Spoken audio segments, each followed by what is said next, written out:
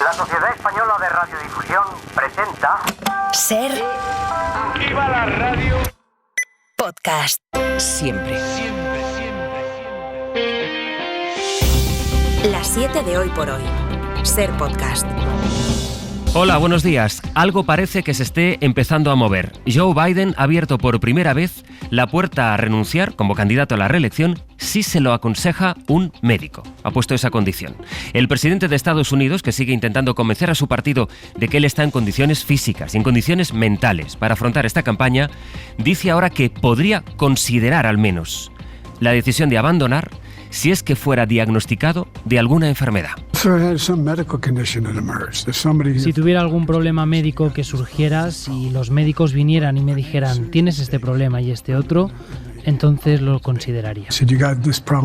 Biden ha dado esta madrugada positivo en COVID. Ha suspendido toda su agenda, aunque desde la Casa Blanca aseguran que está bien, que tiene síntomas leves.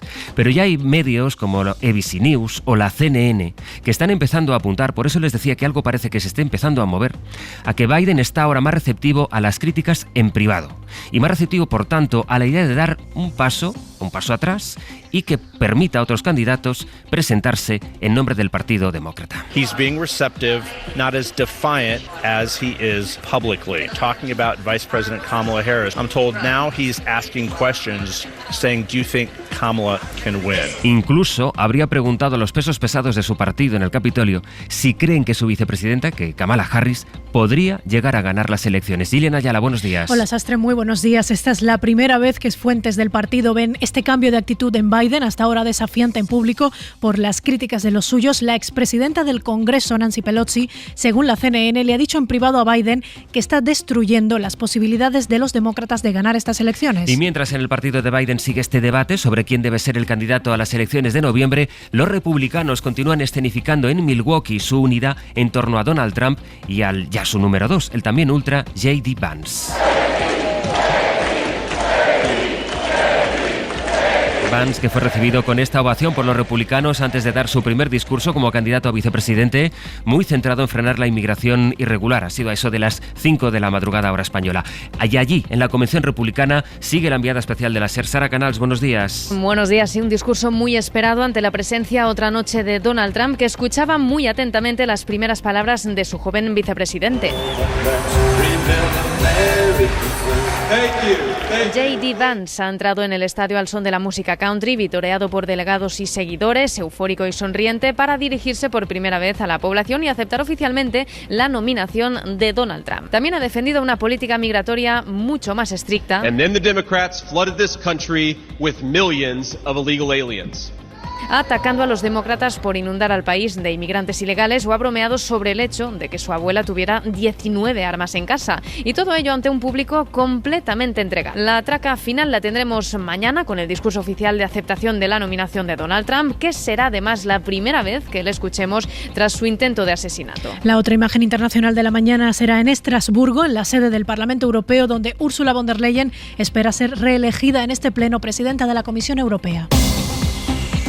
Y aquí la imagen, aquí en España va a ser el calor. Hoy habrá que buscar la sombra en la medida de lo posible y evitar estar en la calle, bajo el sol, en las horas más calurosas del día, porque empieza una ola de calor que, según la EMET, va a ser larga, intensa. 41 grados de máxima se esperan en Córdoba o en Badajoz, 40 en Castilla-La Mancha, Aragón, Murcia, 35 grados en Madrid, Castilla y León. Esas son las máximas que se van a registrar hoy, aunque el calor irá a más a medida que se acerque el fin de semana. Según la Agencia Estatal de Meteorología, entre hoy y mañana se podría alcanzar en España la temperatura media más alta de los últimos 74 años, un nuevo récord. Es importante tener en cuenta que en nuestro país 1 de cada 3 niños y niñas viven en hogares que no se pueden enfriar o climatizar correctamente durante el verano, porque las familias no tienen el dinero, los recursos para poder hacerlo. Es un dato de Save the Children. Adela Molina. Sara vive en Leganés, en Madrid, con sus 4 hijos. El pequeño, que se llama Osama, es diabético y con el calor su enfermedad se descompensa. Tengo que tener con él mucho cuidado, no tiene que sudar mucho, le afecta afecta al azúcar. Lo ideal en días como el que se prevén para hoy, con más de 35 grados, sería poner el aire acondicionado, pero es imposible pagarlo, así que se apañan como pueden. Estamos con ventiladores,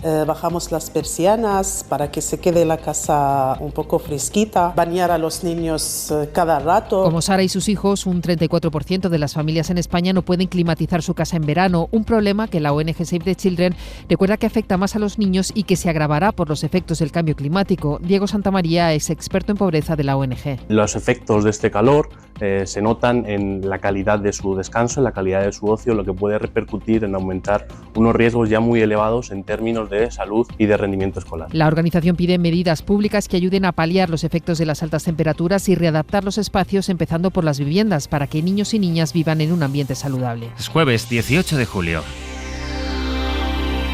El problema no es la crítica, el problema es la mentira. El problema surge cuando se atacan las democracias con argumentos manipulados.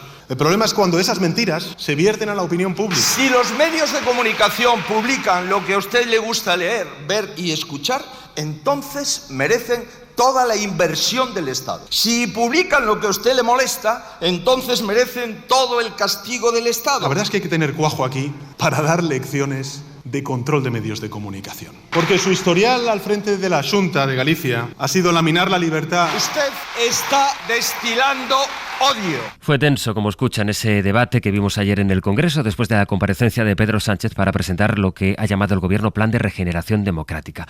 El enfrentamiento con Alberto Núñez Feijóo fue sobre todo por las medidas que propone el Gobierno para, dice, mejorar la transparencia de los medios de comunicación. Según Pedro Sánchez, su plan contra los bulos es básicamente trasponer aquí en España las leyes que ya rigen en la Unión Europea. Los medios tendrán, por ejemplo, que decir quiénes son sus dueños y cómo se financian, aunque para el Partido Popular estas propuestas solo buscan censurar a la prensa y la pluralidad de opiniones. Feijóo habló también en su réplica del caso Begoña Gómez, ahora que la Universidad Complutense de Madrid ha enviado al juez una auditoría que ha hecho a la cátedra de la mujer del presidente. Se habló también de inmigración. El Partido Popular ha vuelto a condicionar su hipotético apoyo a una reforma de la ley de extranjería a que el Gobierno decrete la emergencia migratoria en todo el país. El Ejecutivo, por su parte, sigue presionando a los populares para que se alejen, dicen, de los postulados anti-inmigración de la ultraderecha. Mariela Rubio, buenos días. Buenos días. A una semana de que se vote el inicio de la tramitación de la reforma de la ley de extranjería, este asunto capitalizaba buena parte de la sesión en el Congreso. El PP dejaba claro su rechazo y también algunos socios del Gobierno mostraban sus dudas. El PP insiste en que no hay nuevos contactos con el Gobierno y en que o se declara la emergencia migratoria o votarán en contra. Sánchez, por su parte, retaba a Feijóo a separarse definitivamente de Vox y permitir que la ley eche a andar. Les escuchamos a ambos junto a Cristina Valido de Coalición Canaria. Revelador que haya sido la solidaridad la que haya hecho implosionar los gobiernos del Partido Popular con Vox en 6 comunidades autónomas. Si han roto, demuéstrenlo con hechos. ¿Va a declarar la emergencia migratoria nacional? ¿Va a convocar una conferencia de presidentes urgente? ¿Hasta cuándo vamos a seguir recibiendo inmigrantes de forma irregular sin hacer nada? Señores políticos, déjense de chorradas. Esto es una crisis humanitaria y está en Canarias. Dado que de momento RC y Junts están en el no, la tramitación de la ley depende de que el PP al menos se abstenga, aunque fuentes de la calle Génova aseguran que solo contemplan ese escenario si el Gobierno mueve ficha y acepta alguna de sus peticiones. La situación en Canarias sigue siendo insostenible, con la previsión de que en agosto lleguen muchos más migrantes y niños no acompañados en pateras. Solo este martes, mientras se producía el debate en el Congreso, llegó a Tenerife una embarcación, se lo fuimos contando aquí, con casi 200 personas, más de 20 son niños. Según los datos que ha publicado el Ministerio del Interior en las últimas horas, desde enero ha aumentado la llegada de migrantes a las costas españolas un 88%. La mayoría a Canarias. Miguel Ángel Rodríguez, buenos días. Buenos días. La situación continúa siendo crítica, tal y como explicaba ayer aquí en Hoy por Hoy el viceconsejero regional de Bienestar Social, Francis Candil. 22 menores llegaban este miércoles, también una veintena de mujeres entre las 191 personas que eran auxiliadas por salvamento marítimo. Los recursos de acogida para niños y adolescentes están al límite, incluso las carpas instaladas, por ejemplo, en dependencias del puerto de Arrecife, en Lanzarote, se mantienen ante la previsible llegada, como decías, de más niños con la mejora de las condiciones del mar en los próximos meses. A pesar del panorama en el Congreso, el presidente canario todavía tiene esperanzas en que la modificación de la ley de extranjería salga adelante, incluso cree que las peticiones del PP son razonables. Y por eso el Partido Popular no solo ha enriquecido, sino nos ha hecho llegar cuáles son sus sugerencias o sus modificaciones para darle más fortaleza. que a mí personalmente me parecen razonables. Declaraciones de Clavijo en el balance que realizaba ayer tras un año al frente del gobierno regional. Hoy por hoy noticias. Ser Podcast. Precisamente, la Audiencia Nacional ha conformado ya el tribunal que va a juzgar a los acusados por la trama Kitchen, en la que presuntamente fue utilizado el aparato policial del Estado para espiar al extesorero del PP, a Luis Bárcenas. El objetivo, recordarán, era presuntamente destruir las pruebas que pudiesen perjudicar al partido por la KGB. Ahora queda esperar para conocer ya la fecha del juicio, Miguel Ángel Campos. Los magistrados de la sección cuarta de la Audiencia Nacional, Ángela Murillo, que presidirá el tribunal, Fermín Echarri y Juan Francisco Martel, que será el ponente de la sentencia, formarán el tribunal que juzgará la Operación Kitchen, uno de los casos de corrupción más graves de la reciente historia de España, donde el ministro del Interior con el PP, Jorge Fernández Díaz, y su secretario de Estado, Francisco Martínez, están acusados de utilizar al aparato policial del Estado de forma ilícita para espiar al extesorero Bárcenas y a su familia, con el objetivo de destruir las pruebas que pudiesen perjudicar al partido en el gobierno de entonces, el PP, y a sus dirigentes, Fernández Díaz y Martínez, que protestaron en sus escritos porque no se incluyese entre los acusados al principal beneficiario de sus acciones, el Partido Popular, se enfrentan a una acusación de 15 años de cárcel por malversación y encubrimiento. Junto a ellos se sentará en el banquillo la cúpula de la policía política por aquellos hechos de 2013 a 2015, con el entonces DAO Eugenio Pino, Marcelino Martín Blas o el comisario Villarejo, y también el chofer de Bárcenas, Sergio Ríos, captado para espiar al extesorero del PP a cambio de fondos reservados. Aún no hay fecha prevista para la celebración del juicio. Vamos ahora a Valencia porque la Fiscalía ha abierto diligencias para investigar las terapias de conversión sexual en un colegio de esa provincia, en realidad en el Colegio Madre Josefa Campos de Alacuás. Varios exalumnos denunciaron a un docente por presuntamente someterlos a terapias de conversión sexual para que fuesen heterosexuales. Ahora se investiga como un posible delito de odio. Radio Valencia, Natalens, buen día. Buen día. Según la Fiscalía, los hechos que se denuncian en el informe que le ha remitido la Consellería de Educación pueden constituir un delito contra la integridad moral y otra contra los derechos fundamentales. El caso trascendió hace 10 días, lo adelantaba el diario Levante. 5 jóvenes habían denunciado en la Inspección de Educación que cuando eran alumnos de ese centro católico concertado, el docente les sometía a prácticas que pretendían curarles la homosexualidad. E incluso a uno de ellos llegó a darle una pastilla.